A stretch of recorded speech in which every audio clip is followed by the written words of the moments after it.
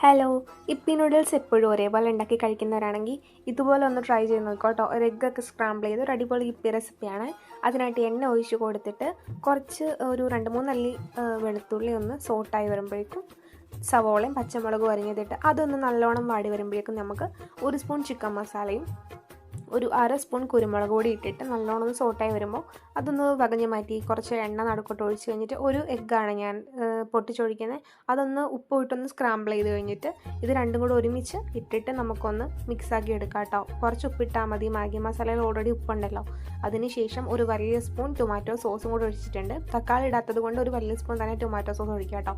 അത് മാറ്റി വെച്ചിട്ട് നമുക്ക് അതിലോട്ട് വെള്ളം ഒഴിച്ച് ഇപ്പി മസാല ഇട്ട് നല്ലോണം തിള വരുമ്പോഴേക്കും ഒരു ഇപ്പിയാണ് പൊട്ടിച്ചിടുന്നത്. അതൊരു വെള്ളമൊക്കെ വറ്റി നല്ലോണം വരണ്ട് വരുമ്പോഴേക്കും നമുക്ക് എഗ് മിക്സും കൂടി ഇട്ടിട്ട് ഒന്ന് ഇളക്കി യോജിപ്പിച്ചെടുത്ത് കഴിഞ്ഞാൽ നല്ല ടേസ്റ്റി ആയിട്ടുള്ള ഇപ്പി നൂഡിൽസ് റെഡി ആട്ടോ.